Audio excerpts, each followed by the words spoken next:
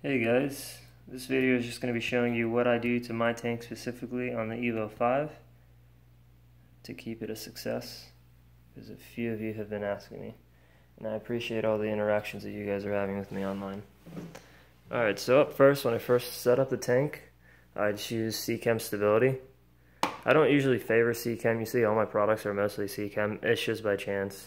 I went to the store and that's what they recommended, and it's not that big of a price difference in my place, so I went ahead and got the next step up.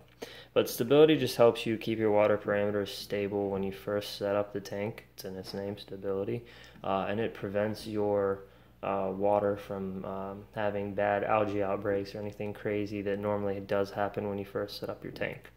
So after that, I realized I wanted a salt tank, but my local fish store only has its water given to me at 1.021. For me, I keep mine at 0.25 or 0.025, so I just use Instant Ocean sea salt. It's a cheaper sea salt between that and I think it's a Red Sea one that's supposed to be like super nice for corals. But for me, I use this one because I'm just bumping it up, and we do enough water changes here that the nutrients that your corals need are almost always provided by almost solely your water changes alone, and I'll explain that in a second.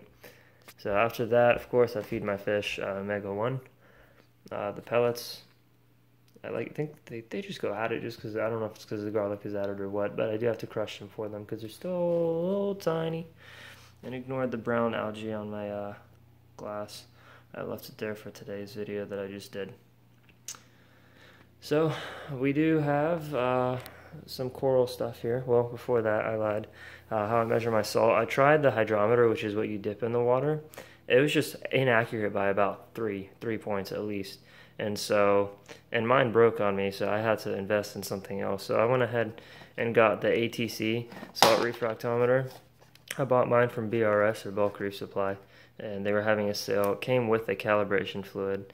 If you need another explanation on how to use this, it's fairly simple, but I won't cover that today's video.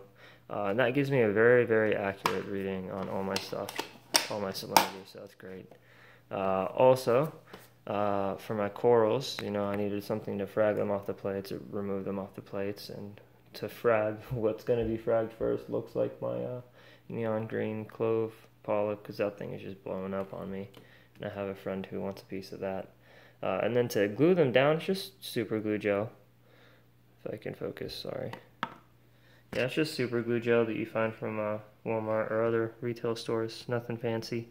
You just put some on and dip it in the water, and then you can glue it in the water while the rock is in the water, or out. Try doing it out if you can.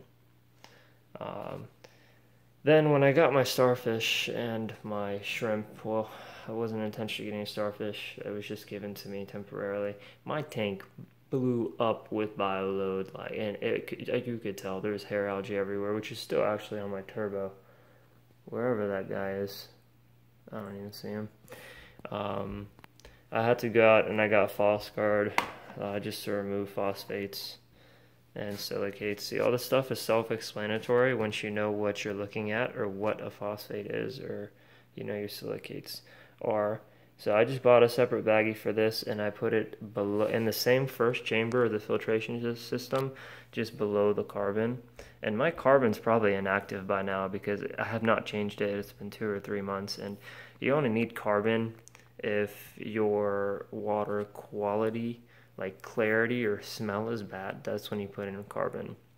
But I keep up with my water changes so much that to me it doesn't matter. Like, I never had it in fresh, I probably won't have it in salt. So that's Phosguard. And then, when I lost my chameleon in the back here, I realized, quickly that I needed to start dosing. This happened within a period of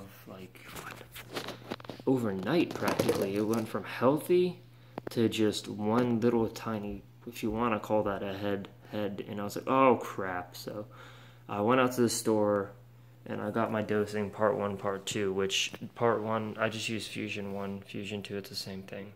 Part 1 is just calcium and alkalinity.